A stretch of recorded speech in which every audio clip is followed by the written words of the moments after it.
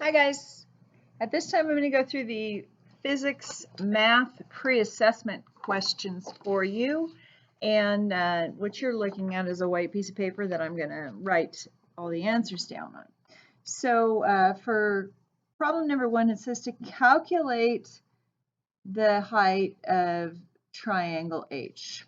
Okay. So the triangle in the picture, it says that the hypotenuse is 24 and that this side is flat, but it also says that the angle on this side is 72 and the length of the final side that I haven't drawn yet is 13. So if I just look at that, I can tell that the ratios in the triangle, the way they have drawn it, are really not that great. So I kind of did a little bit to correct it there because that looks more like a 60-degree angle, and then of course that looks longer than 13 consequently.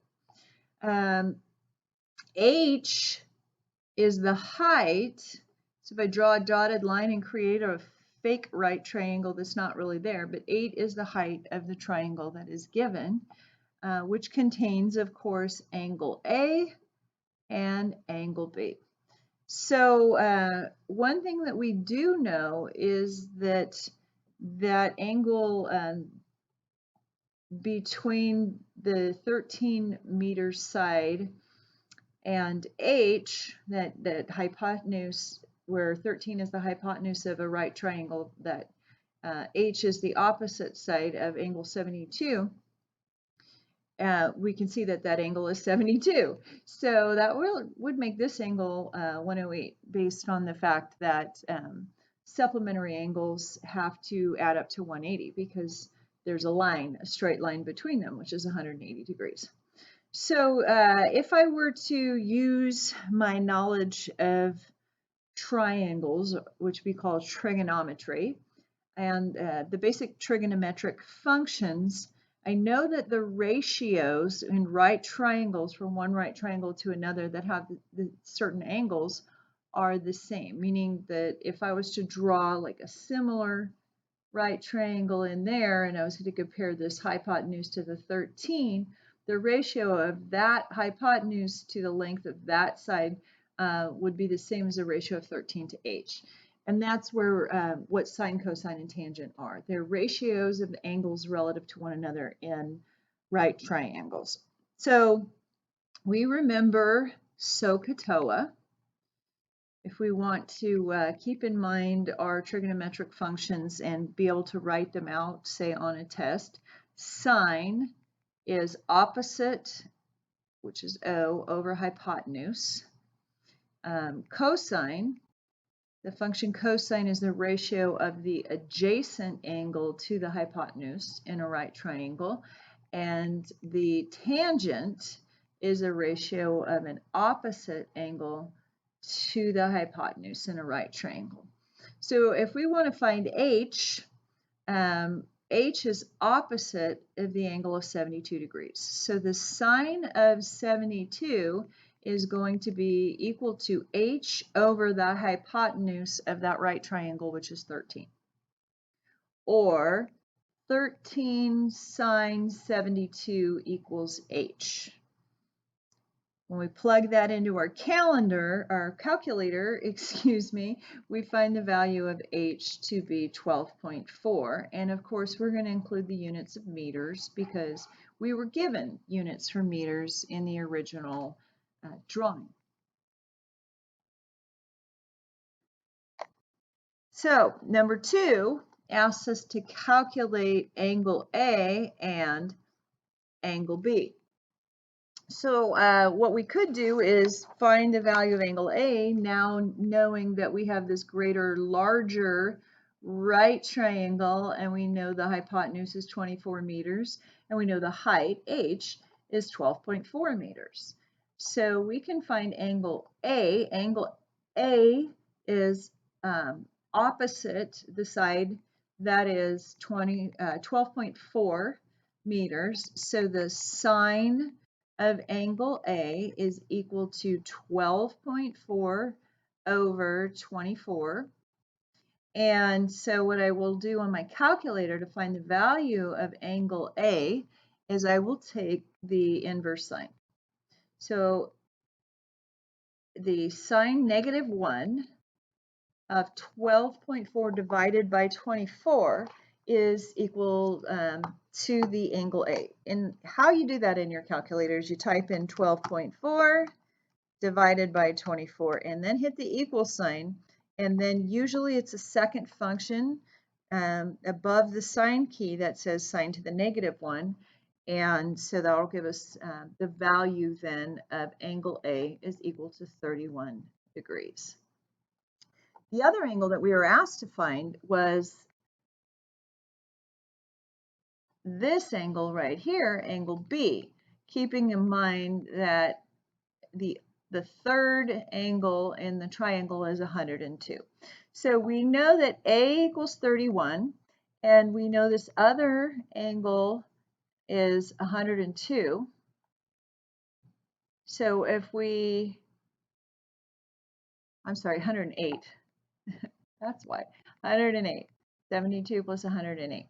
108 plus 31, add them together, we're going to get 139. And we know that the sum of the three angles in the triangle must add up to 180. So if we take 180 and subtract 139, we find the value of the final angle, angle B, is 41 degrees. So those are our two answers there for number 2.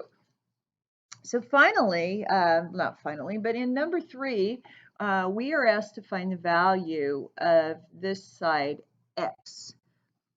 And we know that we could use the Pythagorean theorem because we have this larger right triangle here, and we know the value of two sides. We could find the value of that third side. And so that's what I did. And then what I did was I found the value of y, because it's another right triangle using the same principles that I used in problem number 1.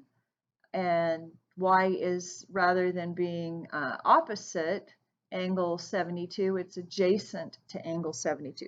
So that's what I'm going to do to work out problem number 3. So what I do here to calculate x is use the Pythagorean theorem.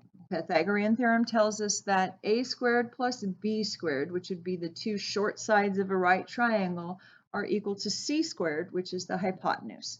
So the original triangle looked like this, and the hypotenuse is 24 if we look at the larger right triangle for which we found the value of that side, which is 12.4.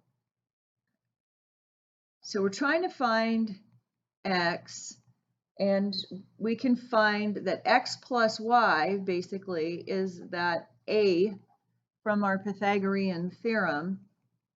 And so I'm going to solve first for y, then I'm going to solve for a, and then I'm going to subtract.